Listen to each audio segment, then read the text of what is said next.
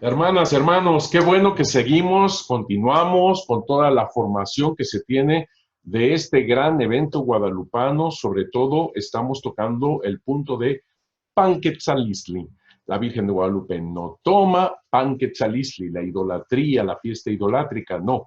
Toma el anhelo de vida. Lo que estamos haciendo es conocer, conocer todo lo que se hacía en esa fiesta, gran fiesta, sobre todo desde que me llamó muchísimo la atención Toribio de Benavente Motolinia, un misionero que llegó de aquellos 12 primeros apóstoles en 1524. Imagínate tú, él conocía, él profundizó sobre todo esto y lo veía como parte del infierno, esa es la verdad. Y vemos cómo Toribio de Benavente Motolinia apenas no tenía ni un año en México cuando él ya quería con sus propias manos destruir todos los ídolos y todo lo que fuese del demonio. Era realmente este celo que lo quemaba, que venía con todo su apostolado. Todos estaban igual, ¿eh? Todos estaban igual, pero tenemos noticia de él, ya que está escrito todo lo que hizo el 1 de enero de 1525 de destruir todo esto. Y sobre todo inició, esto es muy interesante, en la ciudad de Cuautitlán, lugar donde nace Juan Diego, donde crece Juan Diego, donde vive Juan Diego, donde él se casa con María Lucía, Juan Diego, y después pasa a vivir a Tulpetlán con el tío anciano Juan Bernardino, también su esposa. Muere la esposa en 1529, pocos años antes de la aparición. Por eso se encuentra solo.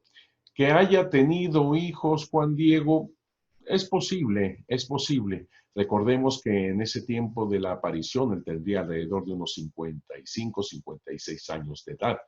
Es decir, ya había vivido toda su historia, digamos, humana, como obviamente con toda la cultura indígena. Es posible, pero lo que sí sabemos, porque lo que sí está clarísimo es que vivía solo con el tío. Por eso andaba corriendo para arriba y para abajo a ver cómo le podía ayudar y estaba solo, pues. Bien, pero seguimos con esta fiesta de Panquetzalisli, porque analizándola, nosotros tenemos conocimiento de esas semillas del verbo que son verdaderamente increíbles y que lógicamente los misioneros de aquella época no iban a estar pensando en semillas del verbo, simplemente todo esto es del demonio y hay que destruirlo. Esto nos ayuda también a pensar de que es falso aquello que dicen de que supuestamente le dieron una barnizada a la Coatlicue Tonantzin, le pusieron el manto de la Virgen María y órale, ya atalantamos a estos idiotas de los indígenas para convertirlos y todo eso.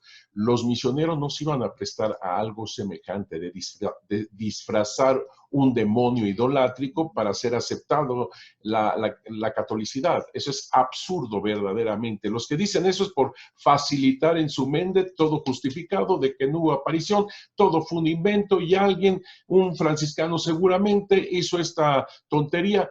¿Por qué franciscano? Porque fueron los primeros que llegaron y los que tenían la autoridad bajo la bula omnímoda que les concedió el Papa de que fuesen algo así como obispos mientras lo hubieran. Por eso cuando llegó Fray Juan de Zumárraga en 1528, él fue nombrado desde el 27. 12 de diciembre de 1527, pero llega a México en el 28, también por diciembre, y lógicamente la bula omnímoda se canceló porque ya llegó la autoridad, el obispo de México, si bien nombrado por el rey y emperador, Carlos I, rey de España, Carlos V, emperador, es el mismo personaje, por supuesto, pero faltaron algunos años para que todavía lo aprobara el Papa. Fue aprobado en 1530. El 2 de septiembre de 1530 fue aprobado Zumárraga por parte del Papa y ya tenía pues todos los poderes. Pero la bula esta omnímoda que tenían los franciscanos no servía mientras estaba la autoridad del obispo. Esto, aquí entre paréntesis, también es por ello que sus mismos franciscanos no lo veían muy bien a Fray Juan de Zumárraga. Primero porque había aceptado ser obispo, príncipe de la iglesia, estaba en contra de los votos de pobreza de ellos. Y por el otro lado, se les viene abajo la bula omnímoda por la autoridad del obispo. Y yo creo que también estaban un tanto alejados porque los franciscanos, que son del área de Castilla, todos los que venían acá eran de Castilla, curiosamente Zumárraga era vasco y entonces posiblemente ahí también hay una cierta división, no lo sé. Pero bueno, ahí están los tres puntos interesantes de todo esto.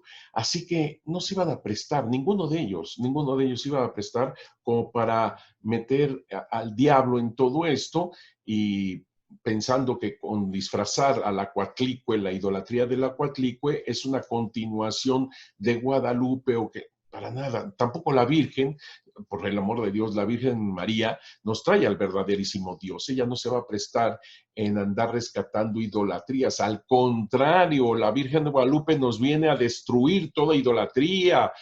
La idolatría, en el fondo, su sustento, digamos así, es el miedo, es el terror.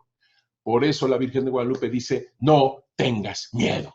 Ataca de fondo, de base, toda idolatría. La Virgen de Guadalupe nos libra de toda idolatría. Vamos a seguir todos estos comentarios, lo vamos a ver obviamente con documentación como siempre lo hemos hecho. La convergencia de todas estas documentaciones nos van dando la veracidad del hecho. Muy bien, ahorita vamos a poner esta idolatría de Panquetzalisli.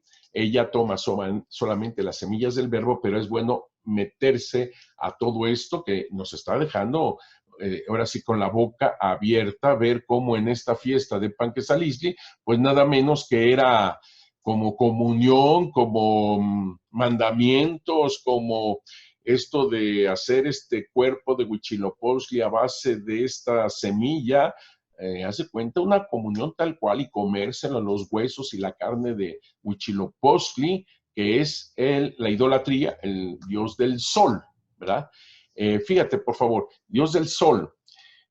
Otra idolatría era esta de Ometeotl. Ometeotl es el único dios de mentalidad tolteca que ha sacado esto. Ya mucho se acerca al verdadero dios, al único dios, pero todavía no. Porque el verdadero Dios, al final de cuentas, es una revelación. Nuestro cerebro, nuestro ser humano no llega a tener la captación de lo que significa, imagínate, Dios uno y trino. Esto viene de revelación, por eso es tan importante la revelación. Ciertamente, digamos así, hay terreno bueno para sembrar esta verdad, pero no llegan todavía los indígenas al único Dios. Huitzilopochtli es el dios de la guerra, es el dios sol en el cenit, también es constituido como un dios muy potente, etcétera, etcétera. Y tampoco yo no estoy de acuerdo con aquellos que señalan que Ometeotl es el único dios y está formado por Huitzilopochtli, Tlaloc, o sea, todos estos dioses que sí piden y múltiples, miles de sacrificios humanos. Así que es absurdo, es contradictorio.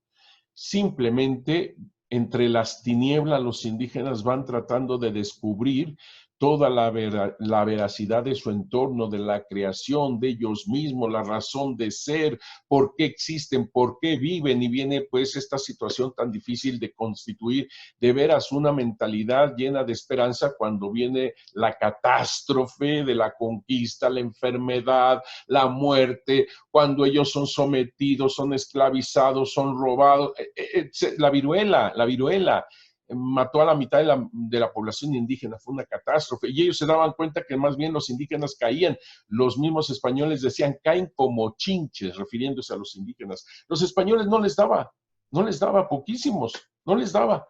Entonces se dan cuenta, por supuesto, el Dios de ellos es mucho más poderoso, vencido a los nuestros, y les dicen los indígenas a los españoles, a los sacerdotes, te recuerdo, en 1524, en eso que se ha nombrado la historia como coloquios, ¿verdad? Que se encuentran en el Archivo Secreto Vaticano. Ahí están los coloquios, este diálogo que tienen los sacerdotes indígenas con los sacerdotes católicos, que dicen los indígenas, déjenos morir, nuestros dioses han muerto, déjenos morir con ellos. Es esto. Así que está la cosa espantosamente terrible, pero como te vuelvo a repetir, vamos a meternos en toda esta mentalidad indígena para ver estas semillas del verbo y cómo la Virgen de Guadalupe toma esto, purifica esto, quita todo error de todo esto y lo lleva a la plenitud en Jesucristo nuestro Señor. Fíjate, por favor, lo que dice Michael